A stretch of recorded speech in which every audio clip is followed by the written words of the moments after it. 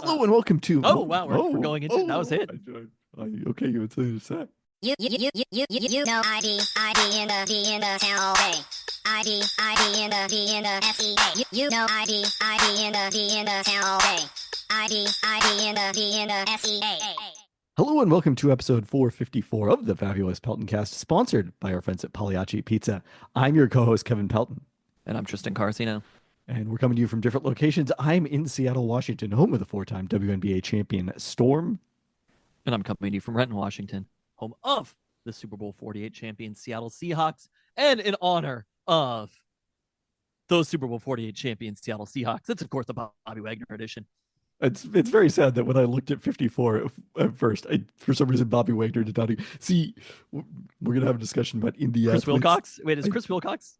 Chris Wilcox is. He wasn't even him. Who came to mind? No, who came to mind for me? Goose Gossage. His brief cameo for the Seattle Mariners during, I want to say, the 1994 season. Formative stuff. 1 year? I don't think it was more than 1 year. Goose Gossage was like important, I feel like, to our childhoods. Maybe it's because his name was Goose. I mean, he is one of the greatest relievers of all time. He's in the Hall of Fame. Some things they'll put anybody in there, I've heard recently. He had a pretty solid 94.7 WAR for the Mariners. Speaking of what we'll talk about later about finding something interesting about athletes, do you want to know whose perspective on almost anything I don't want to know? Who's that? Goose Gossage's. Oh. You have some concerns? Not interested in hearing his opinion on most things. Handlebar mustaches? Sure, that's fine. All right, well, we're not actually here to discuss Goose Gossage's opinions. Not interested. Don't want to know? Hope I don't know. Exactly. Felt that way about certain Seattle athletes during the past week. We're not going to get into it. Wait. Did you miss this whole thing? Which athlete?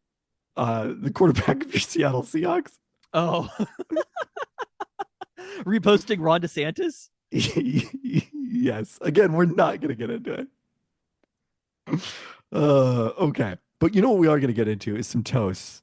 And we're going to start with a toast for Jason Peters, who announced his retirement after, depending how you count the 2012 season where he was injured with an Achilles rupture, 20 full years in the NFL, played 19 seasons, or 21, I guess, because he didn't technically play a game last year for the Seahawks when he was on the practice squad for them, but has retired to join the team in the official position, the capacity of veteran mentor.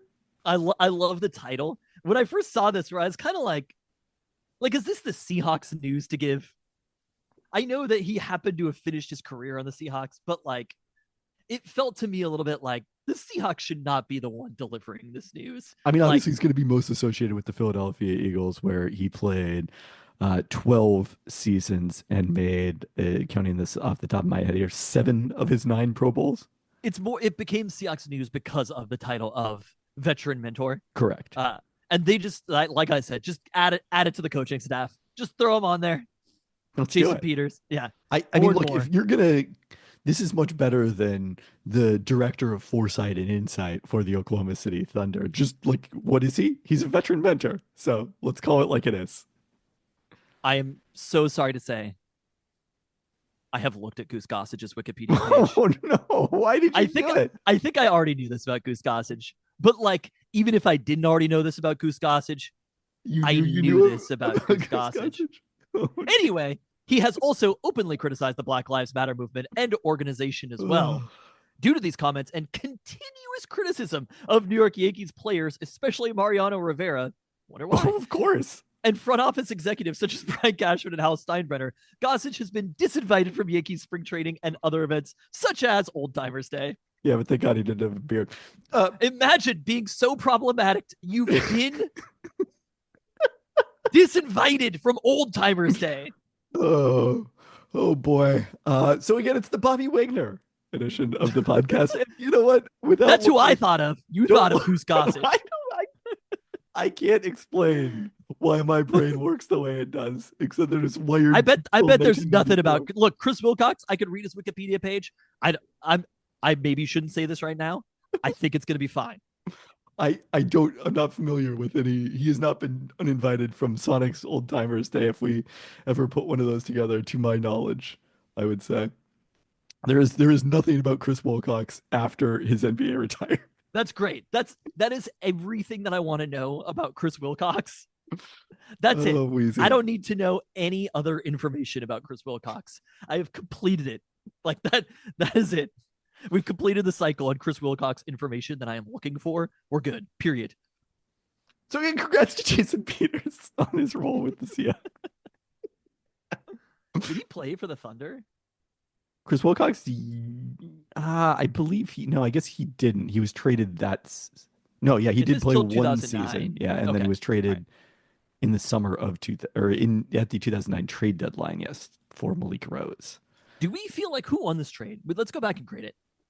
Have we The Chris Wilcox Vladimir Radmanovich trade? Yeah, because I mean, I always liked Chris Wilcox, but Vladdy has a special place in my and your and a special member. Third Pelton brother? Yes. I don't think we've ever had Damon on the pod, believe it or not, which we should certainly. Good friend of the pod. Damon's heart. Let's regrade that trade. Well, the thing is, Vladimir Radmanovich, whatever you think of his merits as a player, was not going to re-sign with the Sonics after taking the qualifying offer. It's very rare that players do re-sign in that situation. And he was only playing 23 minutes per game in 2005-06 after averaging 29.5 in 2004-05 when he finished fifth in Sixth Man of the Year voting and first in wearing braids during the playoffs. Mm-hmm. So, it was time to move on from Vlade Radmanovich, and getting Chris Wilcox for him, I think, was still a solid return for the Sonics. You know what I'd have to say? B+. Solid B+. What about for the Clippers? He did not re-sign with the Clippers. He was only there the final 30 games that season. Now this was actually the Clippers loading up for their playoff run, you'll recall, because that was the year that they beat Denver in the first round of the playoffs and lost to Phoenix in, I want to say, 7 games in the second round of the playoffs. Vladdy bumped his minutes up to 29.5 there, shot 42% from 3. In the playoffs, 8.1 points per game, got 2 starts off the bench. So you know what? Let's make it a full round of B+. No, that's not the thing about trade grades. It's not a regrade from the past. I want to grade it in the process as you would. Yeah, you still think it would have been a B+ across the board? I don't remember what I thought about Chris Wilcox in 2006. I remember kind of liking the deal. Despite the fact that we loved Vladdy, I kind of liked the deal. Yeah, because again, we knew he was moving on, and the Sonics certainly did need a more traditional power forward presence. I mean, wow, he played way less than I realized. He was averaging 4.5 points per game at the time of the trade. Chris Wilcox? Yeah, came to Seattle and averaged 14.1 and 8.2 rebounds per game the rest of the season. I mean, he was an important enough player here that he has that bobblehead right there. So that is true. You cannot take away the Chris Wilcox bobblehead. The fact that there's Nick Collison, Kevin Durant, and people Chris have Wilcox.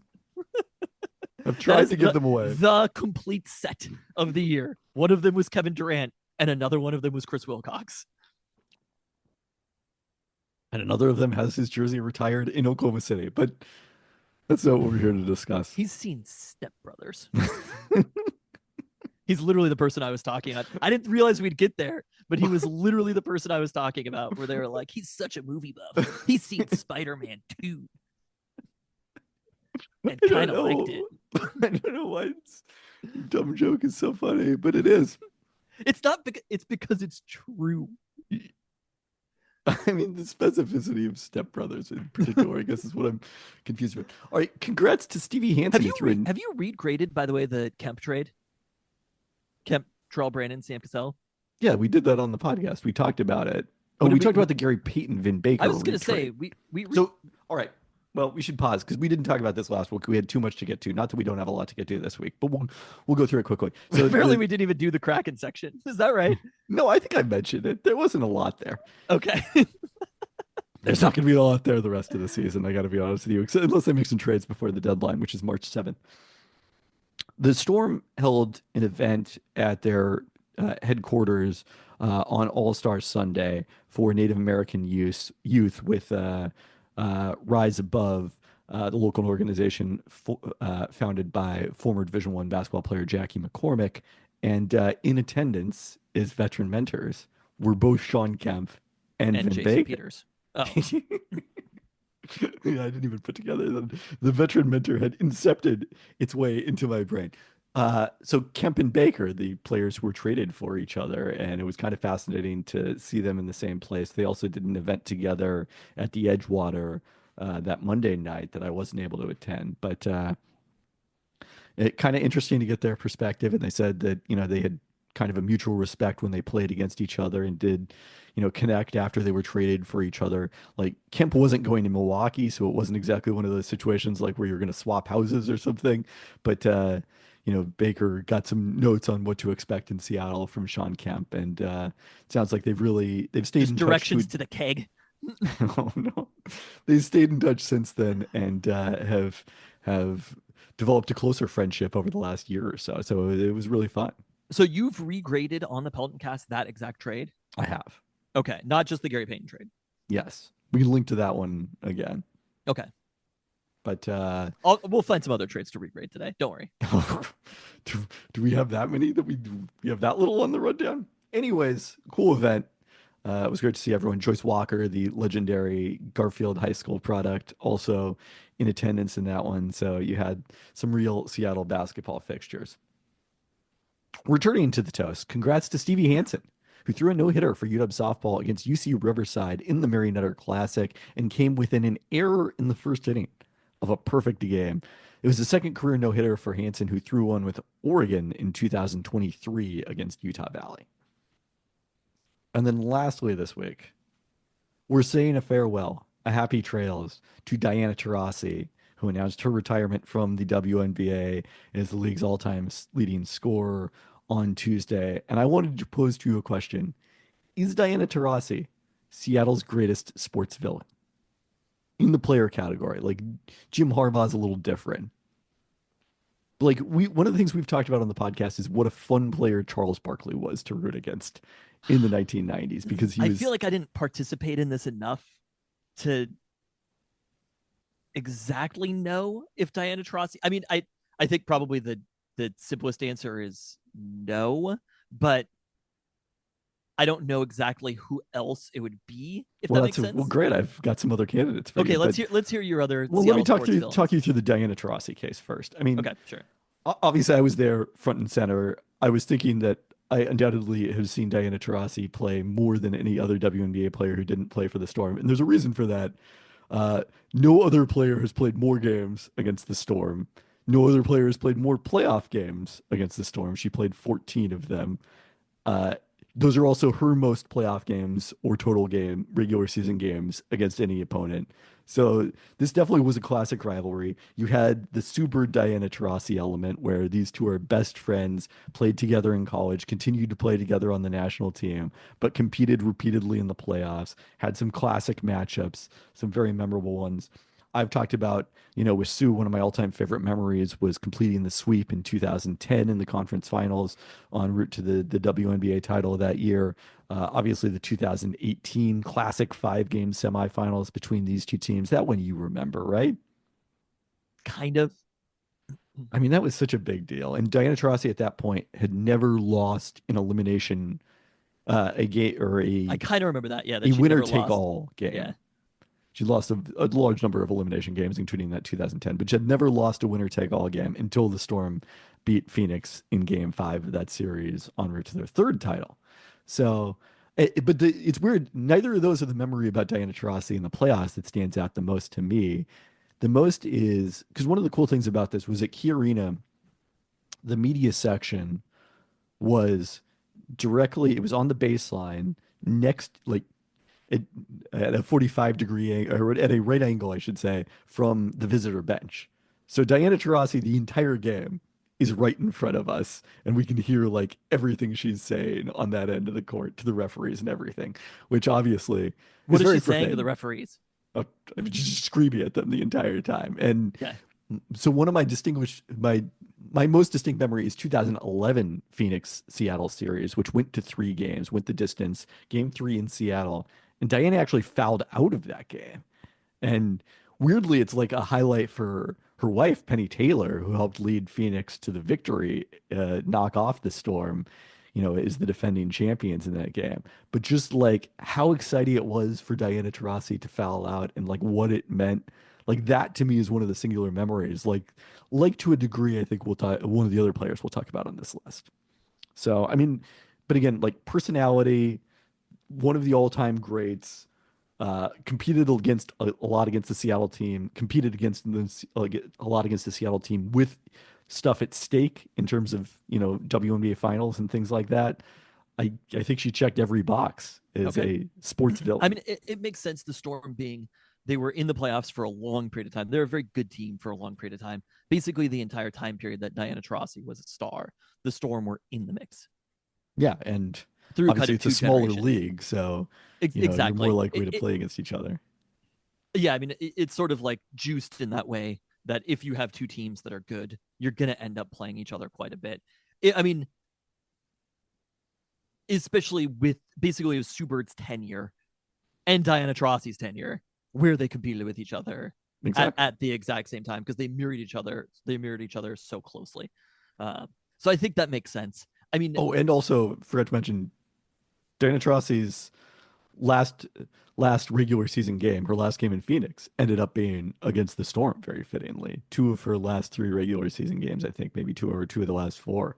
So that was kind of appropriate too. It's harder for me because the amount of these games that I actually watched was so few that I'm not. I remember going and seeing Diana Taurasi occasionally. Well, that's why you're going to pick Kareem Abdul-Jabbar. Yeah.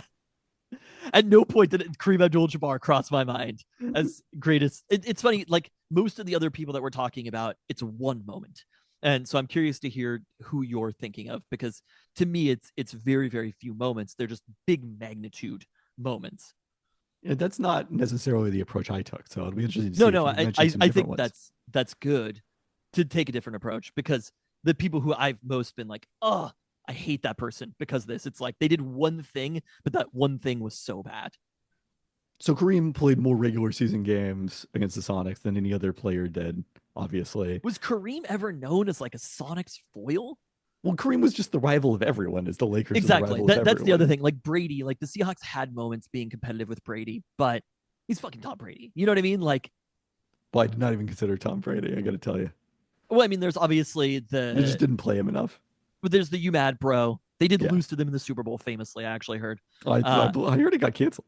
And had a couple of his probably greatest drives ever during that game. And then they came back, beat them the game, the CJ Procise game after that, and then played him a handful of other times. So there were probably enough games, but at the same time, Tom Brady is a villain to everybody. Yeah. He doesn't belong to Seattle. And that's the same way that Kareem Abdul-Jabbar is. Like, Kareem played for so long and played at such a high level. Again, the league was smaller as well. Kind of villain to all. All right, let's go team by team. So the other Sonics candidates, Charles Barkley, as I mentioned, definitely stood out in our childhood.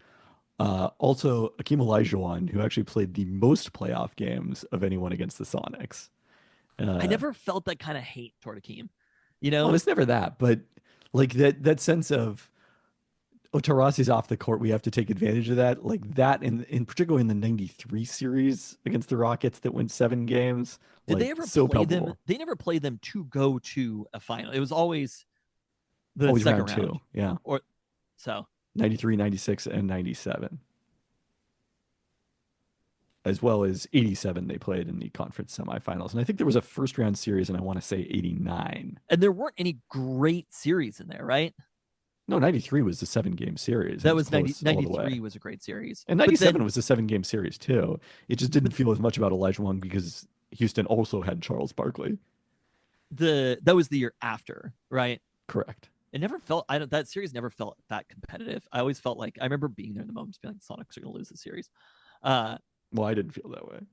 But the fact that waiting after them in that 93 series was Charles Barkley, and that Charles Barkley kind of spans multiple different ones. It feels he was like the final boss. Charles was ahead of Hakeem in there. But the other 90s candidate, it has to be collectively, is Malone and Stockton. That's what I was going to say. Is I feel like Karl Malone was the one who came to mind to me. The other one I thought of for the Sonics was Dikembe, because Dikembe has the most but it's the most iconic negative moment in probably up there in Seattle sports history, right? Yeah. So the fact that he I don't think basically people are like upset at Dikembe. I mean, that image being Jan iconic. hated Dikembe Mutombo. Do you remember that? I remember Mom really loving Dikembe Mutombo. Oh, she was so mad about him rolling on the floor with the basketball. I mean, There was certainly, but I think the biggest villain in Seattle was George Karl. people were. I think you're underestimating how mad people were at Dikembe, but it was kind of like those centers, the Western Conference centers of or big men of the '90s. But I do think Stockton and Malone. Weirdly, David Robinson, not even a little bit. Not concerned at all with David Robinson. Never played in the playoffs in the 90s. Totally They played fine with him. in 02 in his second to last season. Okay. All right, Seahawks candidates. Aaron Donald. You're poo-pooing that? Like, I'm not poo-pooing it, but he's legendary for wrecking the Seahawks offense. I know. That was one where it's more like, maybe it's because I was older while it was happening, but it's just like it's almost impressive. Of course, Like, but that's rather not than my. I never I don't think- hated. He wasn't a villain in the same way. It's just like, come on, y'all. Like the only thing that I ever felt about Aaron Donald was how did the Seahawks not draft Aaron Donald? Well, they did not have a chance to draft Aaron Donald, as it turns out. They could have. They could have traded in that pick easily. I mean, I suppose so. Just don't forget this. There's a whole decade of counting some mistakes, including the name of this podcast or the number of this podcast that John Schneider has made. And I'm tacking Aaron Donald onto the list. They probably said after that they liked him. I'm sure they did. Yeah. The other person I had on here was John Elway. In the division throughout the 80s and the 90s.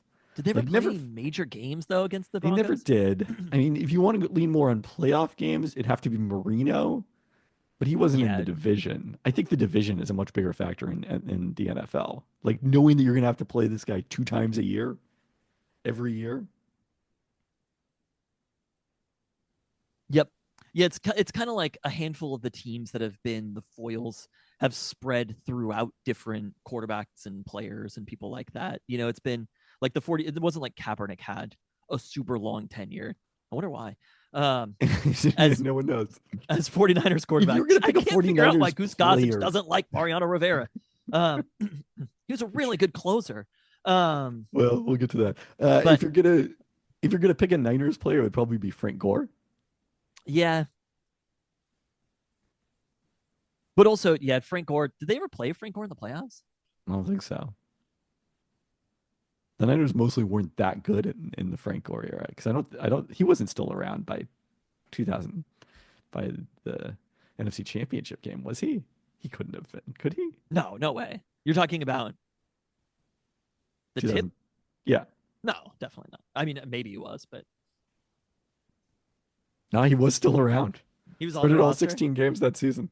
Did he?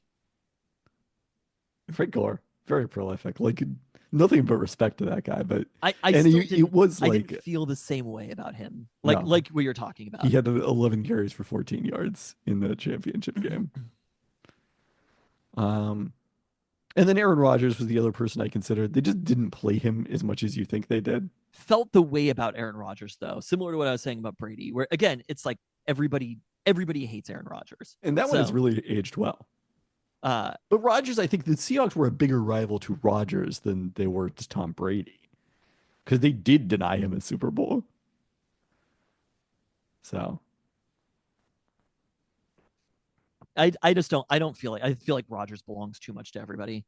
You know, he's got such deep NFC North rivals that you don't want it to be a situation where it's like they don't really care about you at all. Like the Packers don't hate the Seahawks. Like, I think they do a little bit. Between the Fail Mary and the NFC Championship sure, game, they hate the Seahawks. I think but there's a it's degree not- of animosity. Okay. As much as there probably can be in interdivision rivalry like that. My Mariners nominee was, in fact, Mariano Rivera, as like the face of the Yankees teams that they lost to back-to-back in 2000, 2001. The only, well, no, I guess Bernie Williams, I guess, maybe, but I don't really remember which of the hitters were particularly prominent in those series.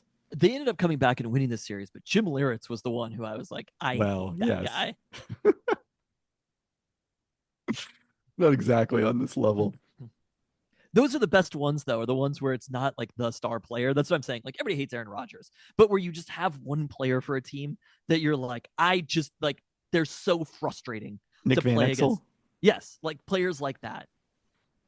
Lisa Leslie was my other nominee for the Storm. Her rivalry with Lauren Jackson was a lot of fun, but just not the longevity that Diana Taurasi had, and not really the stakes. They played several times in the first round, but not in the conference finals at all.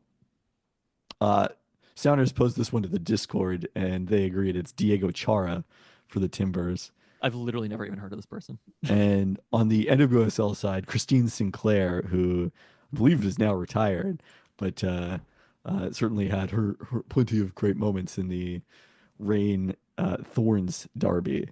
I think it pretty much has to be Diana Taurasi. Is there are there any UW sports ones? Because UConn in general for basketball, You just don't play anyone enough, and like that's part of it. Is Diana Taurasi? This was over 2 decades. yeah, no, So it would be impossible. it's And the other coaches person, in college, like I think Arba. it's coaches in almost every sport, though. Ultimately, like in a lot of ways, it's still the coaches that you've faced more times because they're the ones who span. Like Jim Harbaugh is such an obvious one. Wooden for UW men's basketball back in the day. I was trying to think of a player from the team from down south where it's just like that. Well, Bo guy. Nix. Yeah, we just owned him. You know what I mean? I know. Like he can't be sports villain in the same way because literally teams from Seattle beat him 3 consecutive times. 4. 4 consecutive times? They won in 2022 in Eugene. Oh, plus the 2 times last year. Yes. Yeah. So 4 consecutive times beating Bo Nix. There's really just never been an even period in the Oregon-Washington rivalry. I mean, Kenny one Wheaton side is the or the one. other. Like Kenny Wheaton is the person who really flipped it, and he's such a god there that for changing the face of the program. But that to go back to our discussion, how much longer do you think the Kenny Wheaton Wikipedia page goes? Like it's just not the longevity to it. So probably it's better if the Wikipedia page isn't that long. I agree. But I'm just saying, like Kenny Wheaton, we're talking about one play, and that's not to me what I'm talking about. I'm talking about years. No, of I agree. I think it pretty much has to be Diana Taurasi then because of I guess I'll give Aaron Donald credit of every time you play them, you just have to factor during that time period. You had to factor in Aaron Donald. I think Kittle is a little bit the same, and it stretched for a long period of time where you're just like of freaking course. Kittle does have the Seahawks could and probably should have drafted him. Yeah. And they have those plays where it's like they'll hit them for a big gain. You're just like, ugh. Like one of those. But is there a signature Aaron Donald play against the Seahawks? It was kind of just consistent wrecking of them. It was Sue who injured when he was on the Dolphins, who injured Russ, right? It was Ndamukong Suh. Correct. Well, Donald was involved in Russell Wilson's injury. You're recalling when Russ had an ankle injury that he played through, but when he broke the bone on his throwing hand or whatever the it year was that Geno ended up starting. Yeah, it was on. It was his it was hand against the hit the Rams. I'm helmet pretty sure it of was Aaron Aaron Donald's Donald. helmet. Yeah. Okay.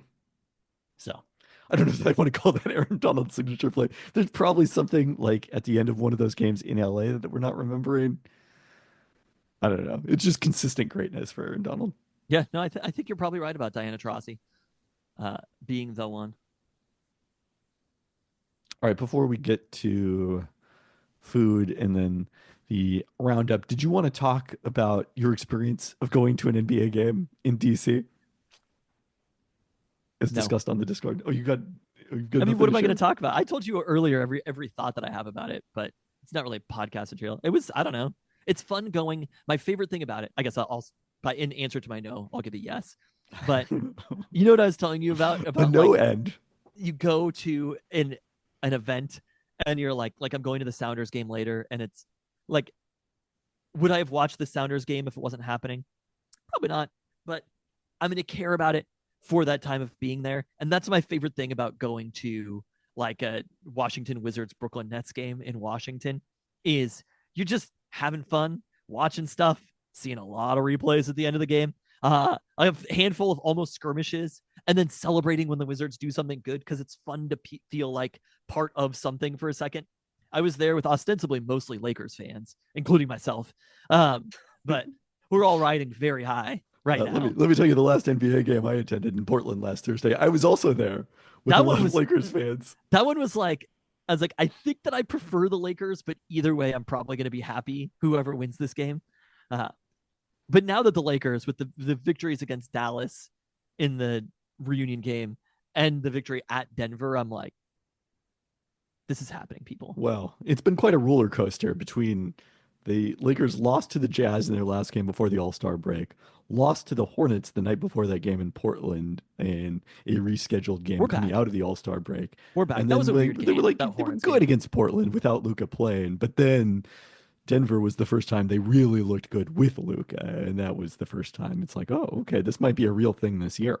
LeBron looks like he looks so excited to play basketball again. LeBron looks like something has been awakened in him. And But LeBron, he looked like that before the trade. no, too. I totally agree. That win in New York, I was like, Yeah. LeBron feels good about playing basketball right now. And no matter what, like they are going to be a fun team in the playoffs. You have to give, I mean, you got to give Jage a lot of credit for this as well.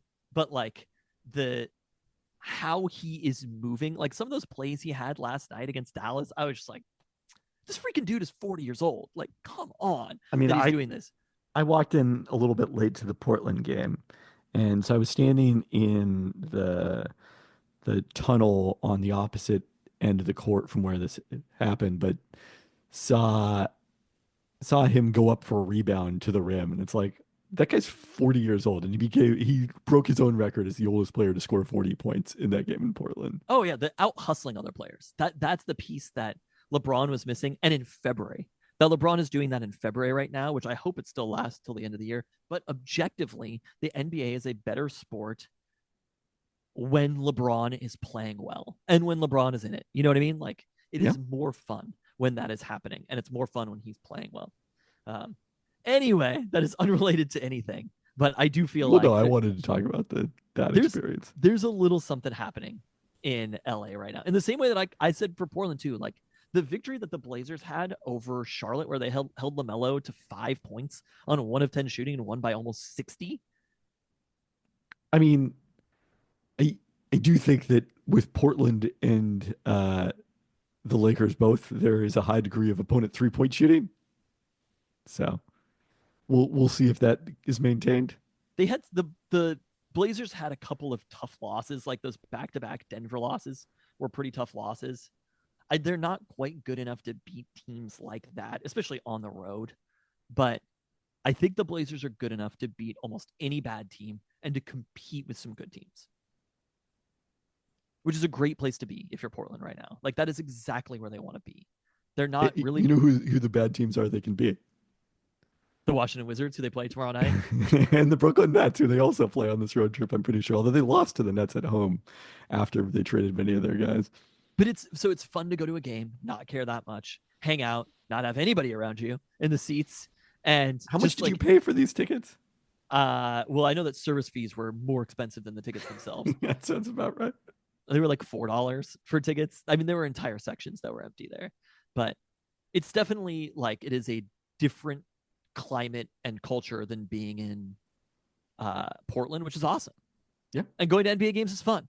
I asked at basketball practice yesterday. I was like, you know what I'm getting to see, by the way? I'm getting to see the Lakers again in Boston next weekend. Oh, that's going to be a huge game. It's going to be the ABC Saturday night. I'm very excited for that. I was like at basketball practice. I was like, I went to an NBA game yesterday, children. I will give you 10 guesses on which teams were playing, and I bet you will not get it within 10 guesses. And they did not. Even with the clue that they should have guessed that they wouldn't. That's what the assistant coach was like. Think of teams who are not the teams you would think of. Do they know the Wizards exist? That was another question that I had. Was like, do they know that the Wizards are a team? I am skeptical. One person claimed to have said Brooklyn, but I did not hear that. Anyway, it was fun going. I don't know. Yeah, no, that was sufficient. It's fun going to professional sporting events. I agree. Let's wrap up Lil Woody's Seattle Burger Month. Strange feeling in Washington, D.C. right now. I can imagine. Week 4 with the Catahoula burger from Eric Donnelly of Flick Creek Cattle Company. This features Tillamook white cheddar cheese, red eye barbecue sauce, which was not a thing I had heard of before, but noticed is on the menu at Arthur's when we went there for brunch over the weekend. Shaved cabbage with jalapeno cider vinaigrette, bread and butter pickles, and Worcestershire Tabasco aioli. Here's how Eric Donnelly explains this burger. A lot of my initial cooking background was in elevated southern food, such as jambalayas, etouffee, dark and rich roux, and red eye gravy, which is featured on this burger. The honey jalapeno slaw plays well as a balance to the deep barbecue flavor of the red eye gravy. Bread and butter pickles, wow, I can't even say the name of pickles, seemed appropriate here, and a little sharp white cheddar to add more tang as You know well. what I say about basketball writers? What's Coddled that? their entire lives, never developed food taste. Oh, wow. Well, so I'm very excited to try this. I'm He's a headed there on foodie. Friday. He likes Benedicts. What? Like, if you're not into Burmese One food, time I had Mike's Hot Honey on his pizza. if I had Mike's Hot Honey on my Pagliacci on my, I believe it's the Diavola last week. It is. I Oh, think the top Diavola notch. might be the best pizza at Pagliacci. In our search for SpawnCon, search for Again, Seattle's best slice. I am ready anytime, and you name the time, you name the place to do search for Seattle's best slice. I think doing a search for Seattle's best slice and only including one pizza company. No, is but that's just- the point. Is we're searching for Pagliacci's best slice. I don't Yeah. want to call it. Okay, fine. Uh, We can talk about the name of it. I'm fine with that, but we're doing it. I am fine with the idea of our level of corporate sponsorship. I'm not sure if I'm fine with that level of SpawnCon. Wait, hold on. What is the Pagliacci cauliflower seasonal? Do we like that one or dislike that one? Oh, we like that one. Okay. We're into cauliflower. Oh yeah, you're a foodie. Cauliflower on his pizza. This is so dumb. Yeah, the pancetta cauliflower. That's what I thought it was. The other one is the mortadella. That's a new one. I don't know what to think here. Mortadella Probably and should think that it's great. it's an interesting pizza topping. And it comes on the side with pistachios that they recommend putting on. So I am curious to try it. God, they have pistachios in their kitchen now. I think they'll be isolated from everything else. That's why they're on the side. With that, it's time to get to the Seattle Mariners. No takes this week, right? You Well, I have a think take. before then, we should do trade grades. What grade have you come for me to trade? Grade. Seattle Sonics acquire Brent Berry from the Chicago Bulls for Hersey Hawkins and James Cotton. So the thing about this is, first off, we love Hersey Hawkins. Absolutely. Third Pelton brother, Hersey Hawkins. That's right. Weirdly, he's been on the pod and Brett Berry hasn't. Come on the pod, Bones. But Is he still working for the Spurs or somebody? he is not working for the Spurs because he's an assistant coach for the Phoenix Suns. Oh, So Hawk at this point was age 32, going to be 33. I guess he had not dropped off in 98, 99 as much as I thought he had, but shot only 31% from three that season. Got dropped from the starting lineup by Paul Westphal. Full Rashard Lewis is a 19-year-old rookie for a period of time. Did still Playing play a two lot guard? of minutes. Yeah. people in those days literally did not understand the sport of basketball. So I don't remember exactly what his contract was. This was a bit of a salary dump by the Bulls because they had signed Brent Berry to a big contract as a free agent. But he was at that point in the post Michael Jordan era. They had signed Brent Berry to that big contract to literally replace Jordan in the starting lineup. But at that point, he was 20. Yeah, he was 28 years old. I don't know why he was 27, about to be 28. So he's 5 years younger and someone who had played at a pretty similar level to Hersey Hawkins in the past. Swapping those two guys and getting 5 years younger was a pretty enormous win for the Sonics. I would probably say that was an A, even if we didn't necessarily know that he was going to become Brent Berry, three-point champion in his second season in Seattle, shot 40% from three every single season he was in Seattle, added point guard duties at one point. I mean, one of the great heists in Sonics history. Wow. Okay. Yeah. And what do you rate it for the Bulls? You still have to grade it for all teams. I'd say it's probably like a C for the Bulls. Like, It is basically just a salary dump, but they didn't realize how good Brent Berry was going to become. right. They dumped a salary that turned out to be great. Okay. We'll be back with more. throughout the pod. Yeah. All right, the Mariners opened Cactus League play last Friday. You said we're not doing takes. You're not doing takes, right? No, but Okay. I did want to say I'm just before we talk about Cactus League, I've seen so many things. We're heading to spring training. People talking about the Mariners. The only thing that people say about the Mariners nationally, sometimes locally, is how little they've spent in the offseason. And I am here to say it is such a fucking uninteresting angle to talk about. We know, we understand who the Mariners are. We get it. They didn't spend as much money as we would have liked them to the last two off seasons. I still don't fully buy that there was some particular deal that was out there that the Mariners didn't do that they should have. I mean, like maybe you could have found one 2 years ago that worked out. A lot of them are hindsight bias. And in the moment, again, the signings of Jorge Polanco and Mitch Garver, who both going to have monster years in 2025, we didn't think they were bad moves at the time. We thought they were good moves at the time, generally, right? We felt pretty good about I think a those lot of Mariners fans were pretty skeptical. going into the season. But at the same time, there are so many other moves that the team could have made that would have been absolute Fs, right? For the payroll long term. They probably could have signed Alex Bregman this offseason. It's a lot of money. It's a pretty big risk to have signed Bregman to that deal.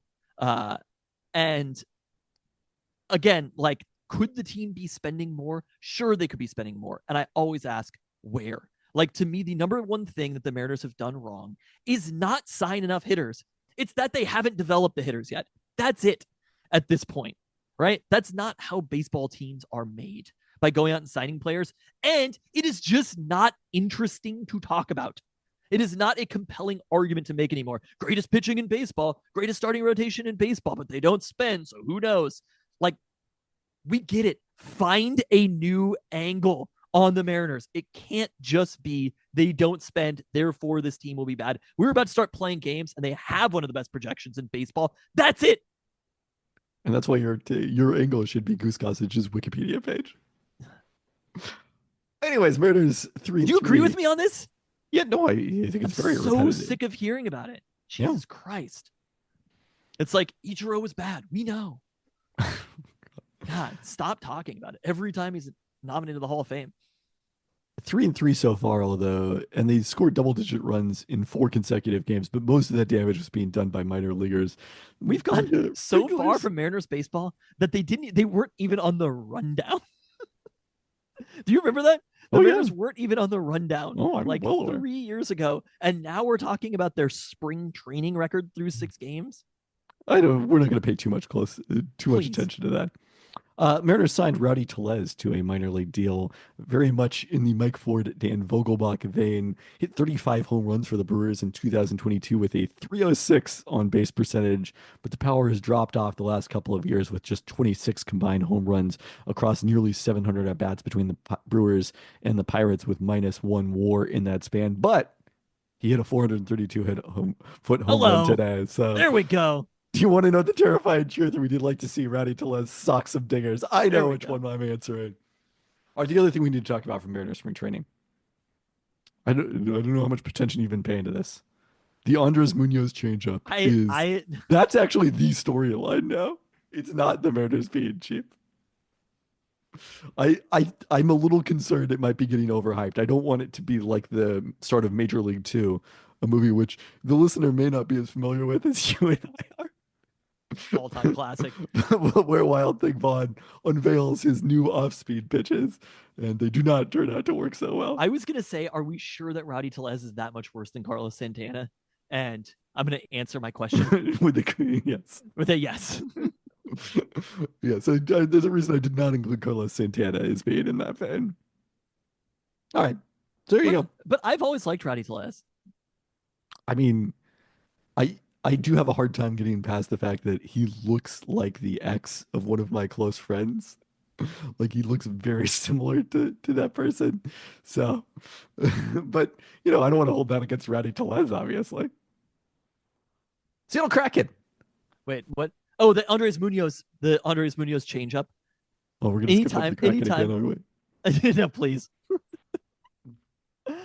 Anytime that there is a new pitch in spring training that somebody has unveiled, I'm gonna have a very healthy amount of skepticism about it. I think that's the right way to approach it. You know what it's like to me, He's not that old. I thought Andres Munoz was a little bit older than he is. He's only 26. Oh, he could definitely add pitches to his repertoire. It's just, I think of it like anytime 7-footer, like especially an international 7-footer shows up on a college roster and people are like, oh man, we finally got like a big guy. And it's like, there's a reason he's playing here and not somewhere better. That's always my level of skepticism. So that's where I'm at with Andres Munoz. You get a piece of it, I'll let you name it. We'll let you complete that quote on the Discord. All right, Seattle Kraken beat reigning champs Florida 2-1 to begin the second half of the season, but then dropped the last two games of their road trip by a combined 11-3 score. They're now off until returning home Saturday versus Vancouver. Jordan Eberle, in good news, did return from the rare pelvic injury he suffered in November that sidelined him 4+ months. So good to see him back on the ice. I want to, maybe this is a question for you. Maybe this is a question for somebody who knows a lot more than you. I was thinking last season I wagered on before the playoffs on the Rangers to and then you Stanley became Cup. a lifelong Rangers fan. Yes, yeah. I'm down there. I'm just like screaming at Shesterkin or whatever. You know what I mean? That's how you fell in love with Capo Caco. But yeah, but this year I was like, I should do the same. Rangers, not really in the. I mean, they're not far from the playoffs, but not a team that I would probably bet on to win the Stanley Cup. I was looking at odds for this, and somebody who understands hockey better will probably know the rhyme or the reason of it. But the Caps have the most points in the league, right? And I think they were still right now plus 1,200 to win the Stanley Cup. Way less than teams who have a lot less points than they have. And maybe this is a thing. I know that this is a thing that happens in hockey. Like the best team during the regular season, if you win the Commissioner's Cup, is that what it's called? I don't think they have it. Do they have a specific name for it? I'm first off, everybody has a name for it. The NBA doesn't, do they? No. That's why no one cares about the regular season. Maybe they should think about it. Maybe they should give a name to the winner of the All-Star game. It's a thought. Just trying to fix things. But so I was like, should I just be putting down money right now on the Caps? Because they're clearly the best team in the NHL at the moment, at least by points. Are you seeing this also? No, I'm not looking at this. I'm looking for what the name of it is. A President's Trophy. The President's Trophy. Yeah. People do care. Like, it's an important thing to win. No, I mean, people care a lot about the NHL regular season. They shouldn't, because the playoffs are a complete crapshoot. But are the playoffs a complete crapshoot?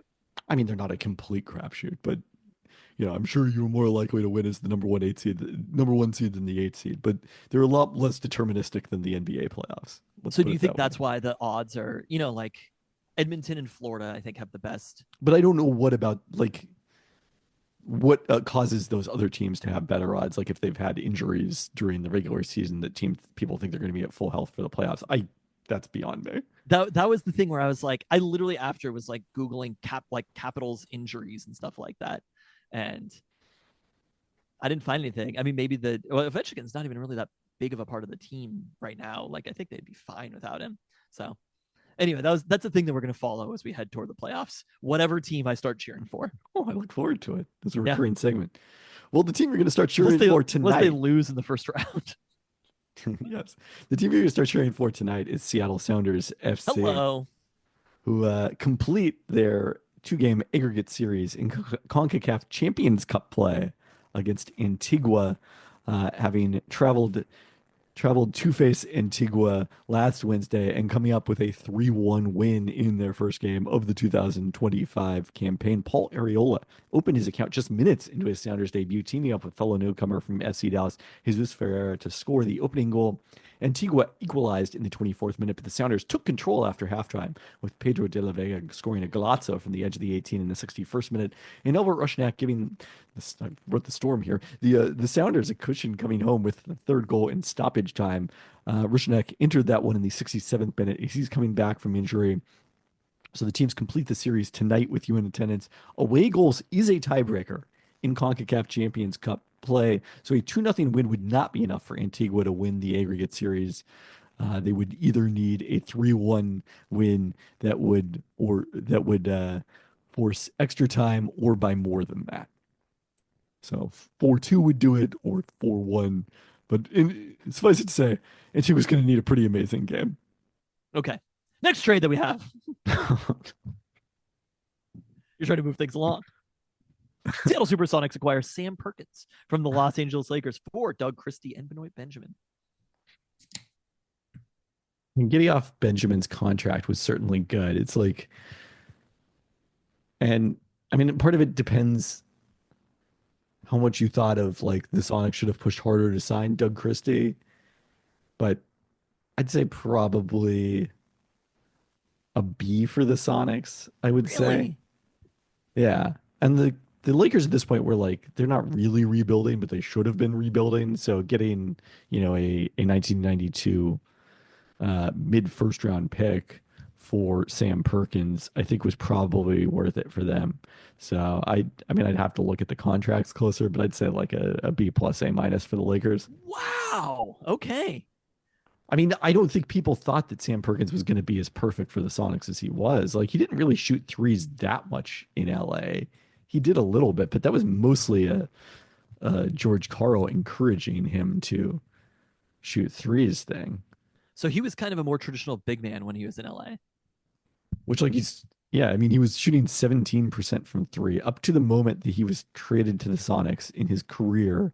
He had gone, I mean, he shot him again occasionally. I think he might have made the three to win game one of the 91 NBA finals, if I recall correctly. But he was 95 of 381 in his career, which off the top of my head is not a real good percentage. And then he shot 38% in Seattle. So, And in a much higher clip, right? like, much more frequently. Yeah, I mean, he goes up to shooting like 3 to 4 game Yeah. after that. Yeah. So he basically got here, and do you think it was because of George Karl or because of Oh, 100%. the scheme left him open? Yeah. I mean, I think, well, yeah. I mean, he had to kind of play outside because Sean Kemp was the post player. You didn't have that same kind of interior force when he was playing with Vlade Divac necessarily. Like Vlade Divac was more comfortable at the high post. So there was an element of that. But yeah, I mean, I don't think anyone looked at Sam Perkins in 1993 and said, oh, hey, this guy's going to be an amazing 3-point shooter. Okay. So it worked out well, but the process wasn't as good. I mean, maybe Bob Whitsitt saw it. I don't know. I can't speak to that. But I'm saying if I would have been greedy from the outside at that time, I would have been like, probably someone a little low on Doug Christie here. Probably should have just signed Wow. him, Okay. even though it was a win to get off of Benoit Benjamin's money. All right, so Sounders drew their MLS opener on Saturday 2-2 against Charlotte despite a brace from Jordan Morris. They rotated the squad to some degree between the two legs of this CONCACAF Champions Cup, even with the big edge. But Morris started this one, scored the opener in the 19th minute. Charlotte equalized in the 35th, and Morris put the Sounders back ahead just after halftime. They maintained that advantage into stoppage time, where Ymar Gomez Andrade was on the wrong end of an own goal to split the points, despite a major advantage for the Sounders with 18 shots, 8 on target. Charlotte, playing without Wilfried Zaha, who we talked about as their big addition last week, had just 1 on target. It was 1.7 XG for the Sounders to 0.9 for Charlotte, according to MLS's calculations. Sounders will head to Salt Lake this Saturday, so we'll see what kind of squad they end up bringing. Okay. Seattle Reign FC closed the Coachella Valley Invitational with a 1-1 preseason draw against Angel City FC. They played without 6 regulars on national team duty, and their lone goal in this one came from rookie Matty Dahlian. So good to see Dahlian get a goal. A little bit of Seattle Storm news. I had no inside information, but I did mention this as a possibility on last week's pod. They ended up bringing back Katie Lou Samuelson is a free agent on a 1-year contract for slightly more than the veterans minimum. Samuelson signed to a 2-year, $355K contract by the Indiana Fever last offseason, coming off missing the 2023 campaign to give birth. She began the year as a starter for the Fever, but lost the job after shooting just 35% from the field. Samuelson did shoot an acceptable 33% from three, which is the big thing she's going to provide the Storm. The Indiana then bought her out earlier this month. Her best WNBA season came in Seattle in 2021 when she shot 46% from the field, 35% from three as a starter at small forward. The Storm then traded her for her former UConn teammate Gabby Williams, whom she'll now join in Seattle. Still some things to sort out with the roster, but I think, particularly with the number 2 pick, but I think Samuelson projects as a backup for with Jordan Horston's injury, although the positions are going to be pretty interchangeable between Gabby Williams, Samuelson, and Alicia Clark, all of whom can play multiple positions. So Katie Lou Samuelson, in your perspective, was basically like the last player out there. I mean, there's a couple of other players of note out there, but not a lot. The pickings are pretty slim by this point in free agency. Okay. So I think it's a totally reasonable move from all perspectives.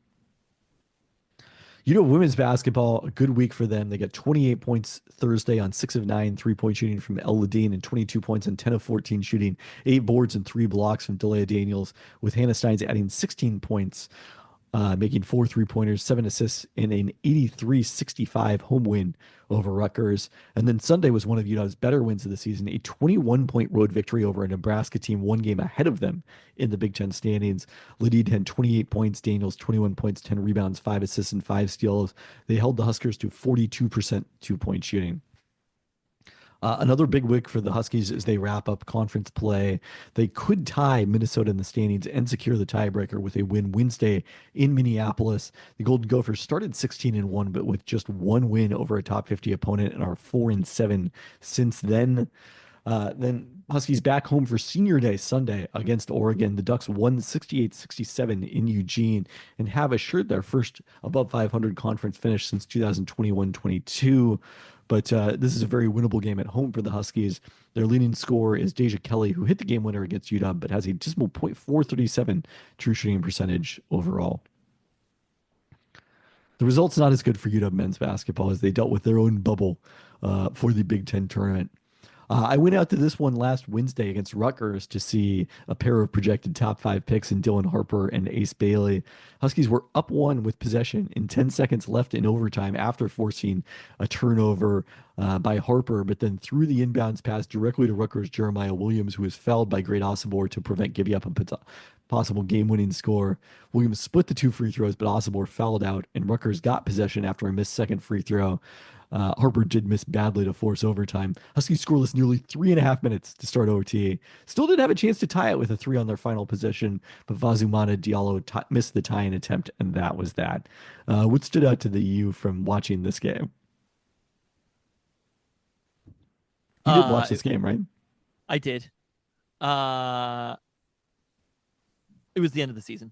That was it. The lack of offense without Great Osobor, in particular. If they had won in Iowa, they could have maybe not been the end of the season, but it was that was the real end of the blow. season. But these two, I mean, losing both was pretty much it. Yeah, you called it a must split last week, and you were right. The game against Wisconsin, I saw 0 seconds of. You can talk about it. Didn't see any. Don't know what happened. That's 0 as many as no, I guess that is fewer. I saw about 30 seconds of it. The season's over. Just to talk about the prospect part of it, Harper had 34 points on 9 of 18 shooting, 12 of 14 from the foul line. Like, there was a moment where I was like, Rutgers is kind of in trouble here, and you kind of need Dylan Harper to make his presence felt. And then he immediately took over the game. So it was a perfect game. But is he a less big prospect, or is he their biggest prospect? He's their biggest prospect. Okay. I mean, he's awesome, obviously. Like, he is an awesome player. But just in overtime, like, I think the Huskies win that game if Great is there. The unforced errors that they had in this game, they're too old of a team to be making the kind of mistakes that they're making. We went through this a couple weeks ago, that basically they have 2 players of any relevance who could come back. It's going to be a brand new team next year. And I think that's the frustrating piece of it. I believe in Danny Sprinkle overall. I believe in the class that he's bringing in, but it's just a little shocking how the unforced errors that they make. I mean, the inbounds play that ended up basically, sending this game to overtime. Like, they should have won. And Zoom Diallo just cannot run the offense. It's a matter of fact. Like, they have to run the offense through Great to be able to do anything. And in that overtime, they could not find offense anywhere. I thought they were maybe going to score 0 points. I continue to remain impressed by Makai Mason, and he eventually fouled out in this one. The Huskies were really in trouble then, but he actually was on the court for that scoreless streak, I think, the entire part of it before he fouled out. That's not what Makai Mason does. And they have too many players. Like, the point of the team, it's designed to be the offense runs through Great in the high post generally, right? And then all of these other players play off of him. But I get it. It's college. You're not afforded that many pieces. You know what I mean? Like if you're UW, you're not afforded as many pieces as you kind of need to be a successful team. And if you're Danny Sprinkle and you're coming and you're restarting the whole bit, but they don't really have. Was DJ Davis out? He was dealing with an illness. Okay, because that was the thing. I think if they have DJ, they probably win. They needed another guard, and like I really like Zoom, but I mean, they were playing Jace Butler a lot of minutes. Christian King was on the court in overtime. Yeah, when Christian King came in, I was like, well, that's it. The does Zoom have any NBA interest at all? It was a tough showing for him, I think, in some of the All-Star games last year, but I think down the road he certainly can change that perspective. I'm not sure what he is, if that makes sense. Like, I think he's still evolving into what he is, but obviously he's got to shoot better. Yeah, I mean, if the Washington Huskies. I mean, the Huskies actually are not that bad a shooting team overall. They are an above average shooting team. They actually are a mostly fine shooting team. Like they're not as bad as some of the previous teams, and they have so many players who can. They have a lot of players who can shoot. It's overall mostly Mekhi Mason and Tyler Harris. DJ Davis shoots a lot at an average percentage, but I mean Tyler Harris is at 49%. And Mekhi Mason's at 42. That's pretty good. I like Tyler Harris a lot. I like Mekhi Mason also. But the reality is, without DJ, it was Zoom Diallo. He has to be something different than he is. And that's just going to happen over time. I mean, he's a freshman who's being asked to, well, maybe not here, but I think it probably will happen somewhere over time. It's really, basketball is such an interesting sport. The world is such an interesting place. How about that? That Zoom Diallo can be like one of the best, I don't know, 1,000 basketball players on earth. Probably a little bit more than that. 5,000 best basketball players on earth. Would you agree with that? Yeah. And there's no place for him to go long term. There's what do you mean? Maybe there is a place for him to go, but I don't understand with the skills. What you do if you're one of the best 1,000 basketball players in the world, but not one of the best 500, is you go make a lot of money in Europe. And I think that's probably it. But like, he's not quite a good enough finisher. He's not a very good distributor, and he's not a very good shooter. I mean, he's also 19. I just like I think what you forget is that the Huskies that you really remember fondly, with the exception of the guys who were NBA stars, they weren't playing 30 minutes a night at point guard as freshmen. Like when Lorenzo Romar had it rolling, the whole point of it was that you didn't have to play those guys that much. They got to develop. Yeah. So I think no, that's true. I mean, Abdul Gaddy was unquestionably one of the 1,000 best players in the world, like one of the great G League careers ever. We had a running joke in a group chat a few weeks ago about how, like, between Gaddy and Conroy, the Huskies have had, and now Jalen Noel is probably going to go down as a major G League player. Like, claim to fame, lots of great G League guys. But cool. He was splitting time off the bench when he was a freshman. Like, he wasn't. So where does running Zoom the go show. then? If Zoom isn't in Seattle, where does he go, and how do you develop into that player? I don't know, like Arkansas. There's 1,000 places. Like, do you think he's dramatically worse than Keon Manyfield was as a freshman? Well, where's Keon Manyfield now? Well, Keon Manyfield appeared to have some issues going to class, so he's now in the G League.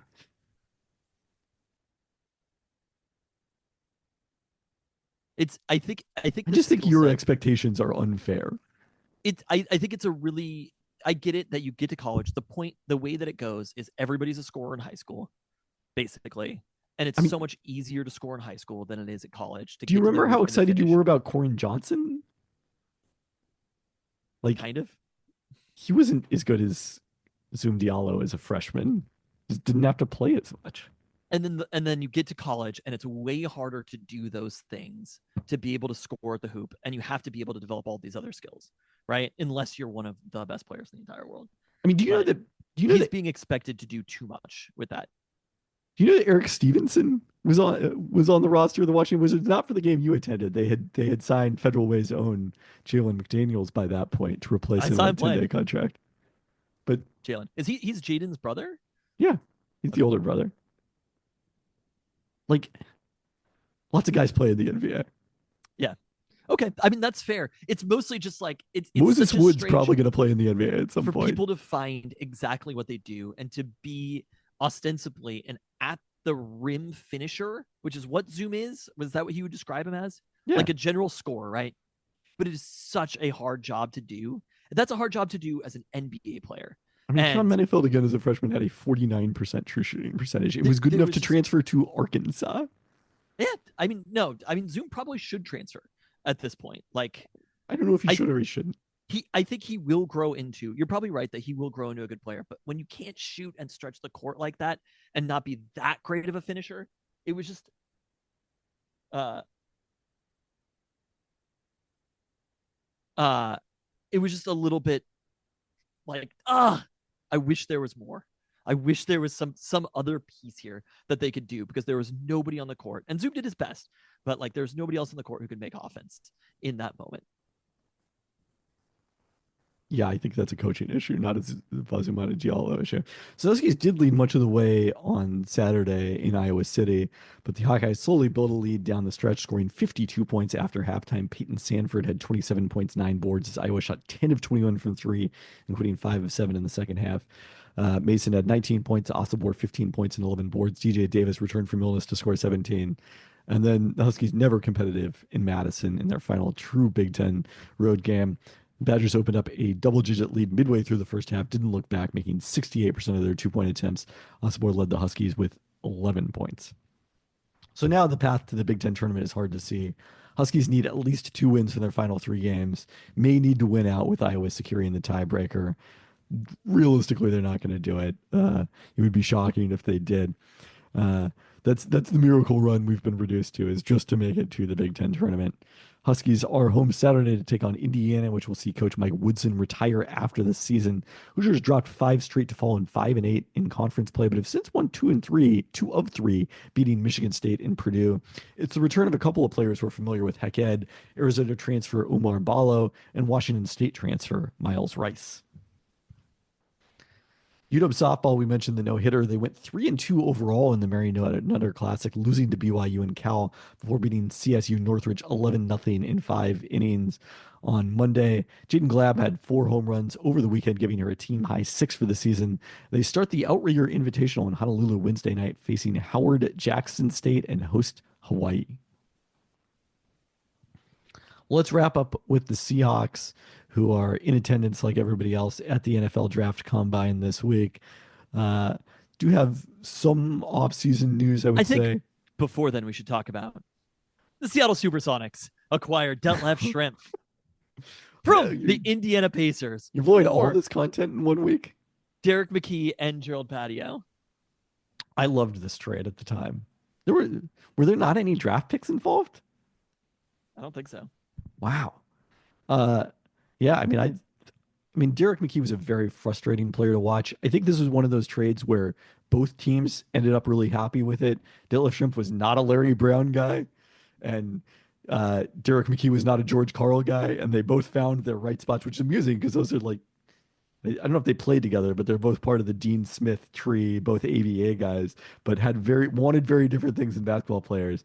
I would say a straight A for the Sonics on this one. Pacers, I probably would have graded like a C on this one. But again, when you look at what they got out of it, with McKee as a part of those teams that made extended runs, got to Game 7 of the conference finals in '98. I think Derek McKee would still have been around by 2001 when they play, or yeah, 2000 when they played the Lakers in the finals. Like, both teams were happy with this trade, but getting Detlef Schrempf and his efficiency was a huge win for the Sonics. All right. So the Seahawks, the one move they've actually made so far is they restructured Leonard Williams' contract by converting $18.7 million in base salary, basically everything he was making above the minimum, into a bonus, and then added 2 void years, reducing his cap hit from $29.1 million to $14.1 million. But even with that, despite the cap coming in higher than expected at $279.5 million, Seahawks still $6.5 million over the cap, 4th most of any team. They'll need to get under by the start of the league year on March 12th. Tyler Lockett probably going to be a part of that. John Schneider was very non-committal when asked about his future in Seattle at the Combine. Some other takeaways from his media availability said that he was going to meet with Geno Smith's reps in Indianapolis, then was asked if the March 16th roster bonus date that Smith is due was a deadline for an extension and said, no, he's got another year. We expect him to be our guy, but we want to do what's right too. So basically, the Seahawks are not going to pay Geno Smith whatever he wants, but still sounding very much more committed to him than they were this time a year ago heading into the combine. He's going to get an extension. It seems very likely. I still think they might draft a quarterback, but he's getting an extension. Yeah, I mean, certainly they might draft a quarterback at some point. I don't know that it's going to be in the first round. It's not going to be in the first round. Not Schneider, I don't know. It will not be in the first round. I'm not willing to rule it out on the any chance rule. Okay. It's to the any chance rule, though. Yes. Schneider also confirmed a report that the team moved back Uchenna Nwosu's guarantee date, calling it, quote, part of a negotiation, presumably restructuring Nwosu's deal. But of course, the only reason you'd move back the guarantee date is if you were considering cutting someone, right? What happens at that point, which I'm not sure what the new date is, but 6 million of the 14.5 million base salary for Nwosu is currently guaranteed only for injury, but will become fully guaranteed at some point. So we will see again on the flip side of it. If you're Uchenna Nwosu, the only reason you agree to push it back is because you'd rather come up with a restructured deal than go out there and hit the open market and be released. So certainly signals mutual interest on both sides, I guess, in a new contract of some sort. So didn't you really hear a lot about a DK Metcalf extension? I think that's obviously the other big thing we're watching as we head into the Seahawks offseason. But a relatively quiet, I would say, combine for the Seahawks so far, and then that's probably about the right way to what we would want to see. Are you like searching for other trades to grade here? We have to do one more. Dale Ellis. Sonics acquired Dale Ellis from the Dallas Mavericks for Al Wood. I mean, part of the problem is the farther back you go, the less I understand the contracts and things of that nature. Dale Ellis wasn't playing a lot in Dallas. They were extremely deep. This was Rick Sund had put together. There was a story about this on the Ringer last week as part of their expansion week. They kept fleecing the Cleveland Cavaliers out of draft picks, which led to the Stepien rule that you have to have a pick in one of the every other draft. Wait, we were the ones who did it? No, Oh, Rick okay. Sund did it with the Dallas Rick Mavericks. Sund was the one who did it. So they had so many picks, basically, good players, basically. The Dale Ellis was coming off the bench, had only played 15.1 minutes the season before, but he'd averaged 7.1 points in those 15 minutes. It seemed obvious that he had some additional potential, and Al Wood was kind of a, journeyman type, I would say. I guess he had played more than I realized for the Sonics. He averaged 11.6 points per game, but he went to Dallas, barely played there, and did not play in the NBA again after the 86-87 season. So I don't know. This actually was such a minor trade. I'm not sure that I would have spent much time on it. I might have just said, given it a B on both sides and called it a day. You don't do that, do you? Let's see. Al Wood's advanced stats, I don't think were very good, but then probably so Dale Ellis's weren't very good at that point either. He had been 1.2 VORP in 84-85, so that's something. Still, like, you'd call this now the second draft because the Sonics got him in basically what would be the last year of his rookie deal, the former number 9 pick. So yeah, maybe a B plus or an A minus for the Sonics. I was a bigger fan of at the time. I mean, obviously I was 4 when this deal was completed, so I don't remember it. But I was very excited when the Sonics traded for Dale Ellis in '97. It was a move I had proposed. I wanted them to bring back either Dale Ellis or Eddie Johnson to add some shooting off the bench. And Dale Ellis came back and led the league, I believe, in 3-point percentage in '97-'98 as part of an overachieving Sonics team. Okay. So there you go. On that note, thanks for listening. There's always more trades to grade.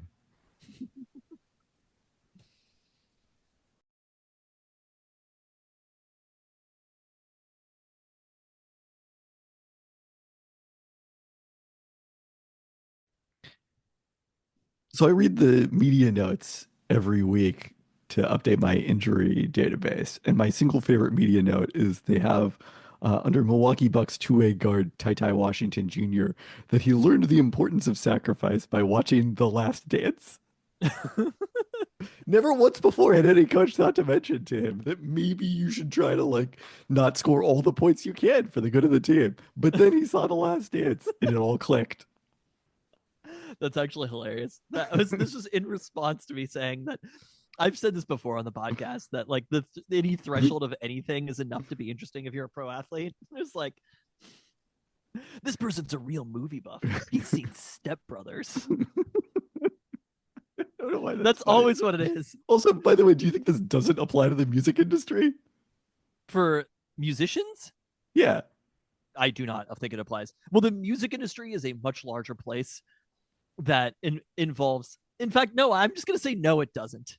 Like, there's no indie version of athletes. I feel like a lot of the part of the music industry is like musicians is knowing more obscure things. That's aren't minor league players basically indie athletes? I mean, there we go.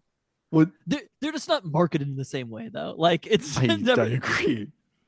They're very different things conceptually. I don't know that I would say that music is much bigger than pro sports though. It just like those are both very large industries. But I guess what I'm talking about is the threshold that I'm talking about. Okay. The musicians is actually way smaller, I guess I should say, because it's almost like every pro athlete, they're like, well, we got to find something interesting about them.